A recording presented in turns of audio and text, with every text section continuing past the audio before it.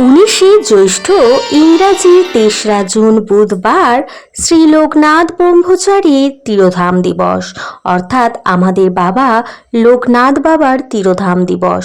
এই দিন যারা বাড়িতে পুজো রেখেছেন কিংবা রাখেননি, সকলেই এই দিনে বাবার কৃপা লাভ করার জন্য পাঠ করুন কিংবা শ্রবণ করুন শ্রী শ্রী লোকনাথ বাবার পাঁচালী।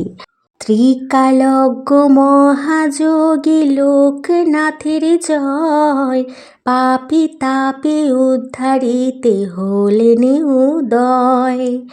আবির্ভূত হন বাবা কচুয়া গ্রামেতে, জন্মিল লোকনাথ ঘোষাল গৃহেতে।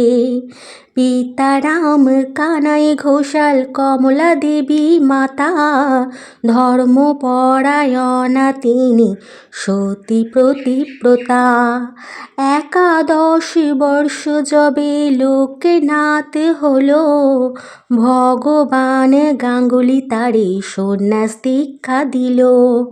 গৃহ ত্যাগ করিয়ার ত্যাজি পরিজন, গুরু সঙ্গে কালীঘাট করে আগমন। বেণী মাধব বাল্য সাথী সঙ্গেতেই ছিল, শিষ্যদয়ে গুরু নানা যোগ শিখাইল।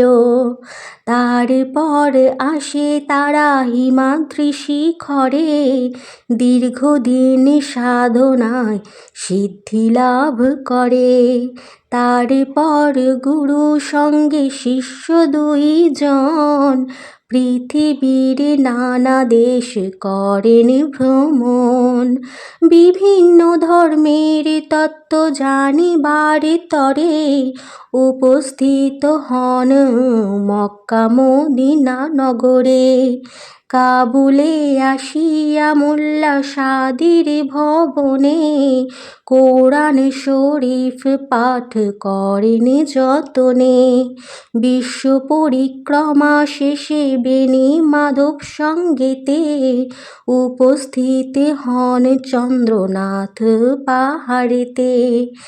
দাবানল জ্বলে ওঠে বনের ভিতরে, অগ্নি থেকে রক্ষা করেন বিজয় গোস্বামীরে। বেণী মাধব চলে যান কামাখ্যা ধামেতে, বাবা নেমে আসলেন বারদি গ্রামেতে। বাবাকে প্রথমে কেহ চিনিতে না পারে, পাগল বলিয়া সবে উপহাস করে। একদিনে 2 ব্রাহ্মণের পৈতা জড়াইল, গায়ত্রী করিয়া বাবা তাহা খুলে দিল।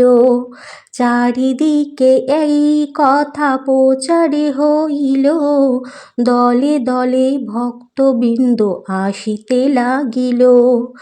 অতঃপর আশ্রম হইল বারদিতে, বহু ভক্ত শিষ্য সেথা লাগিল আসিতে।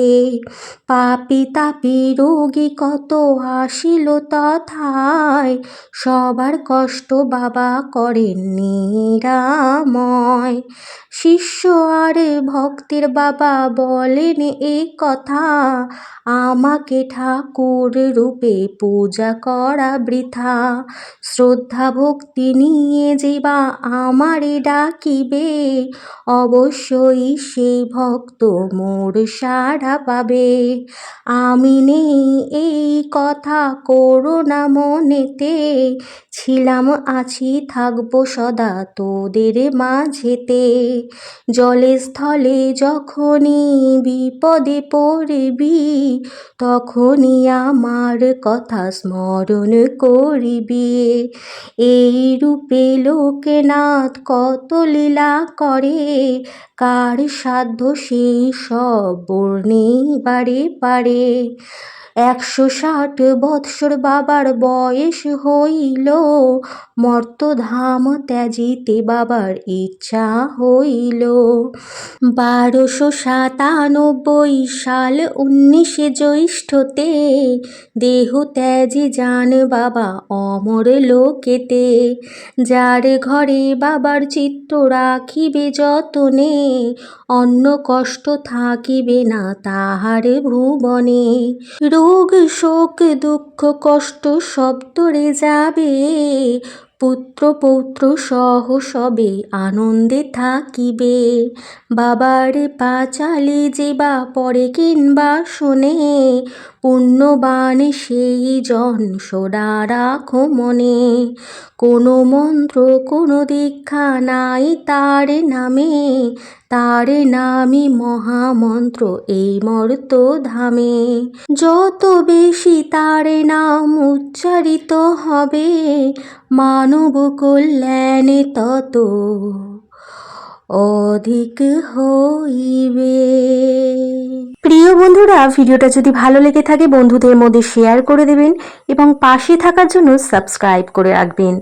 আমার চ্যানেলের নানান ভিডিও রয়েছে যেগুলো আপনাদের কাজে লাগতে পারে, তাই অবশ্যই এই ভিডিওটা দেখার পর সেই ভিডিওগুলো দেখতে পারেন। এখানেই বিদায় নিচ্ছি, আসছি কোনো নতুন ভিডিও নিয়ে। ততক্ষণের জন্য ভালোবেসে বলতে থাকুন হরে কৃষ্ণ, রাধে রাধে, জয় বাবা লোকনাথ।